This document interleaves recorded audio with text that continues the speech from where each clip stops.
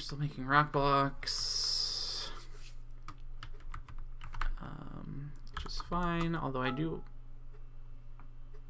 want someone to eventually finish mining out all that stuff. So barracks doesn't have to be too big. We're still waiting for that tree to get chopped down. This is the problem early on, is you tend to have a lot of dwarves who have overlapping duties in one way or another. I said duty. So I'm honestly just going to have to wait until a dwarf decides to chop down that tree, unless I want to try and like go to my woodcutter and say, no, you're not a farmer anymore, and then he'll do something else, and then I'll have to make him a farmer again later, and I don't like micromanaging, as, you know, whatever. So, what was that? Oh, that was a fisher dwarf just caught something, which is nice. That'll be some more food. Fish will also have bones and or shells. Oh, we can see they're fishing up here. Now, one thing you can do, and it doesn't matter right now, but it will matter later, is you can go into your zones, and one of the zones is water source, and if you set that, you can make it so that your dwarves will only go to your designated water source or fishing source for either of those two things. I don't care right now, though, because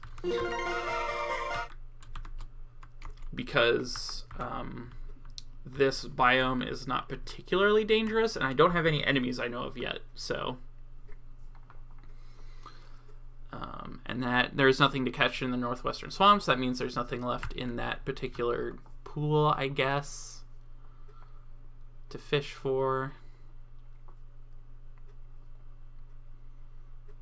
We got somebody just became a planter. That's probably that administrator that I gave plant collection to.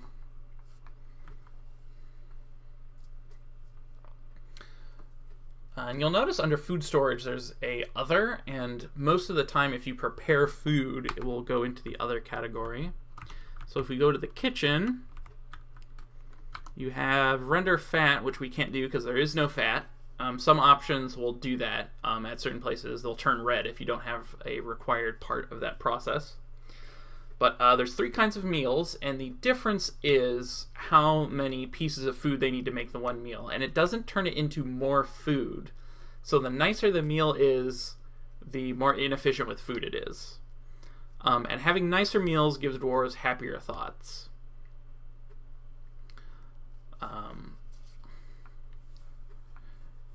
So if I just put down easy meal and put it on repeat, dwarf with cooking enabled, he'll just come down and cook until he's out of ingredients, and then he'll go do something else. But I don't want to do that right now because all my dwarves are busy. And same with the still. With the still, you just brew drink from plant, and that's basically it. They do, however, need to have a barrel or a pot that is empty available to brew into, though. If you don't have one of those, then they will not brew. And nobody has made the fisher yet. Should probably have a butcher, too, at some point, although I don't have any animals to butcher just yet. Oh, good. My miners are digging out the stuff down here. That is excellent. What are these? These are, ooh, rock crystals. You can make, and I probably won't get to this. No, actually I could, because I do have sand. One of the things you can make in Dwarf Fortress is glass. And with rock crystals, you can make a particular kind of glass that is nicer than the normal kind. So that is interesting.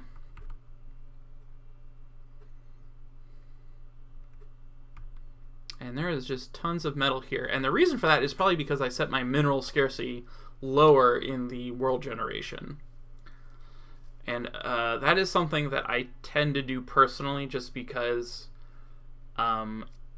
a lot of times the metal ores are not very close to the surface. So it takes a lot longer to get down and see what you have. Sometimes you even have to do some exploratory mining. And so after a while, it gets really tiring going to places and having just copper and nothing else if you want to have nice things. And it's not that you can't then still get those metals and stuff, it just becomes a whole process because you have to either find the thing in the metal you want or find things in the metal you want and then melt them back down into metal and then make things out of it, and it's annoying. So is it like cheating? Kind of, I guess, but Dwarf Fortress is not about winning. You can't win. It's about making your own fun. And that's one of the beautiful things about this game, is there's so many things you can do that there's just endless possibilities for fun. Now, here's a tough question for me.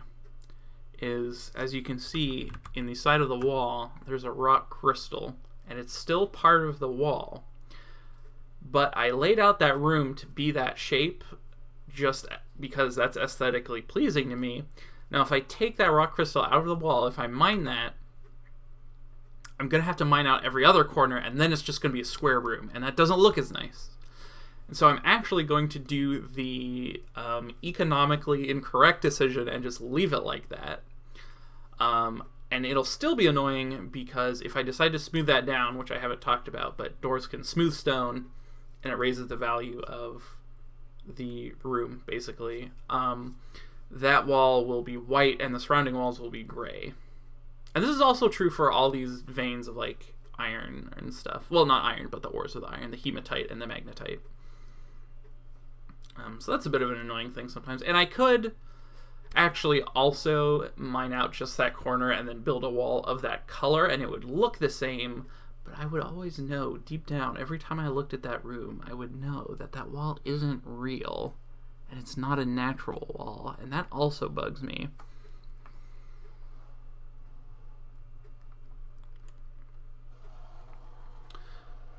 But that's great either way.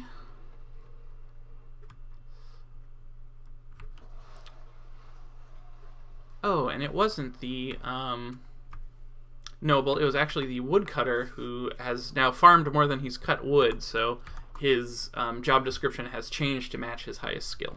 But it looks like that tree is down, so now we can start laying out our barracks. And I think it's going to be... I'm not sure how to describe it, because I don't know how tall it's going to be, but it's going to be 6 wide on the inside. Like that, and I have 81 blocks. That's probably enough blocks. I can probably tell them to stop making blocks now. We'll just get rid of that entirely, and I'm actually going to just get rid of this... stockpile too, since there's nowhere else for blocks to go. They'll just kind of leave them there for now. Okay, and we want the wall to start up here. And yeah, let's just match it up with the trade depot. That looks nice, and it's nice and compact.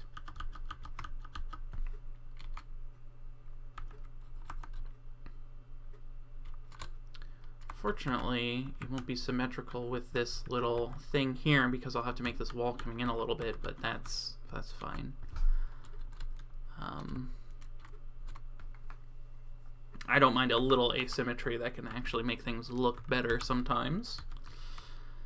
But that will be our barracks.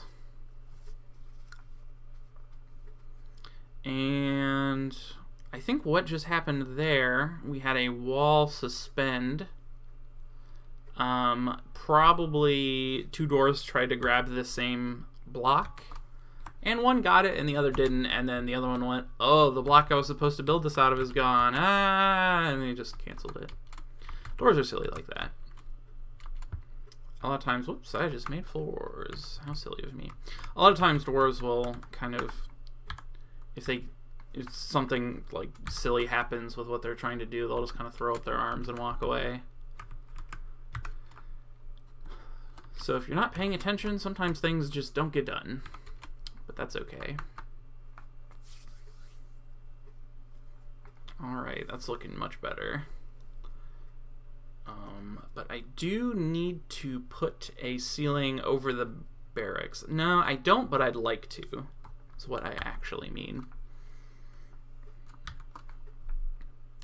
And while we're at it, I'll go ahead and, because what I'm going to do for security purposes is force all people from outside of the fort, including trade caravans, to do a loop through like kind of a long hallway around the outside of the fort to get to it, and that way I can trap it and try to, if there's any intruders, try to get some of them taken care of and stuff like that. So for trade caravans, the amount of space they need to move is 3 3 wide. So as long as I keep my hallway at least 3 wide, they'll be able to get in. So we'll go out to there. And then go up like this. I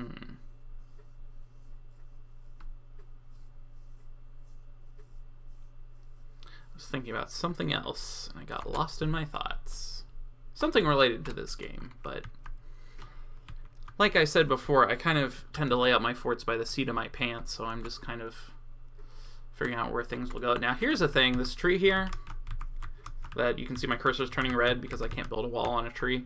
If I don't get rid of this, a trade caravan will actually give me a "I can't get to your depot" message because this tree is in the way, so I'll have to make sure and chop that down.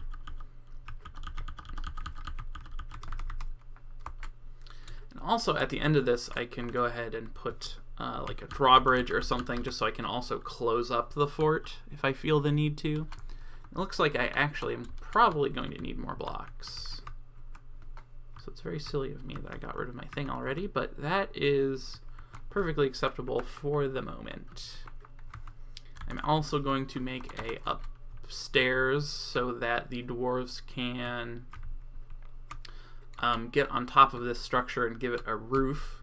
And the only reason you would necessarily need a roof is if you want to put beds in one of the rooms, which you might. One of the things you can put in barracks is beds, and then they're kind of like public beds. But someone's doing something out there. Easily distracted. And there'll be public beds, and also the soldiers will use them and all that good stuff. And these got suspended. Probably, if I had to guess, one of the things that will happen is if a dwarf is trying to build something and an animal or a dwarf is standing there, they can't build it. And so because they're running through that little gap back and forth to get blocks, they're going to keep getting blocked because there's going to be a dwarf standing there when they try to build it. Or a dwarf will walk through the spot as they're trying to build it. Okay, there they go. So that is fine for now. I'll probably make that hallway a little longer eventually, but not for a bit. I also finished that stair. And you would be surprised if you haven't built stuff out of just regular stones that aren't blocks how long this can take. So I think I'll put my mason's shop and the stone stockpiles and all that stuff back up here real quick. And if you're a new player, or even someone who just hasn't played a ton but kind of knows what's going on, you might see how fast I'm going through this menu and be a little confused or stupefied. Well, not stupefied, that makes it sound like I'm doing something that's impressive, but I'm really not. I've just played this game so much that I've memorized, like, you build stuff out of stone a lot. You tend to, if you're building above the ground or whatever. So, and I do tend to like to build above the ground for reasons I'll get into later, but I should probably leave those up. Also, I called this before, I just said it's the map, but it is actually like a all in one little place, a like zoomed out map of your fortress land. And actually you can see it has some icons on it now. The little like stone looking icons and the circles and stuff, that's buildings that I've put down. The little blue outlines are dwarves, and the red outlines are animals or something else. And these look like goats, actually, if I had to guess. Although there are other G animals, I believe. Yep, goats. And those will be in red because they're not part of my fort. No, do not put metal ores there. Please do not do that. I do not like that.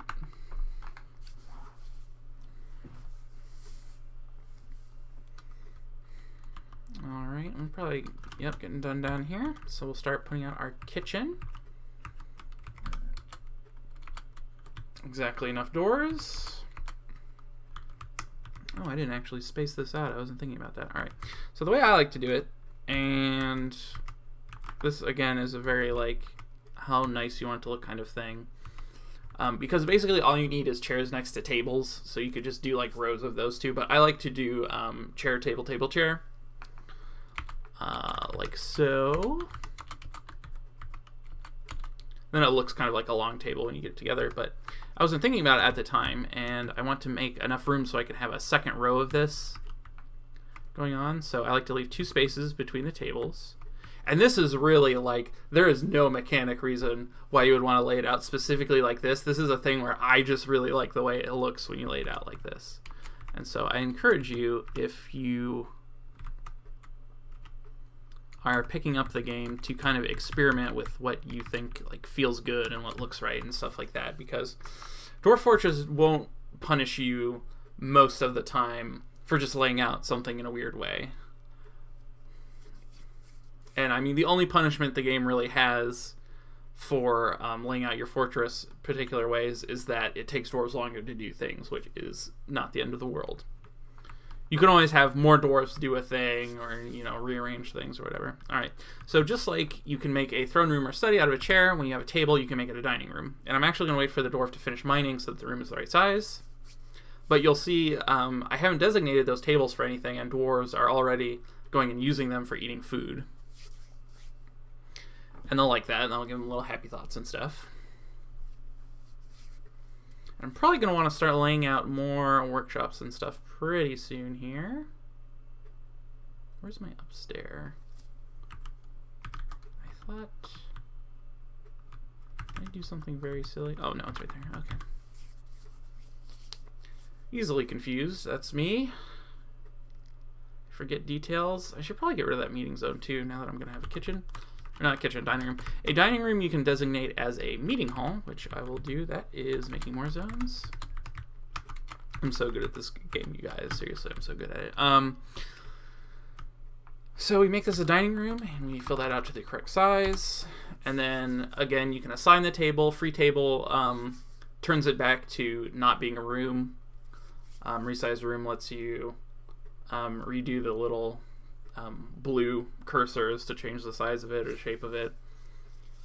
They won't expand out past walls or doors, though, so, you know, that's, I guess, if you want to have like a big room that has like multiple like sub areas in it or something. But I want to do is make it a meeting hall, so now dwarves will come and hang out here if they have nothing else to do, basically. And assigned location is getting into taverns and libraries and temples, which I always forget about, but so we won't worry about that right now. But that's basically a kitchen.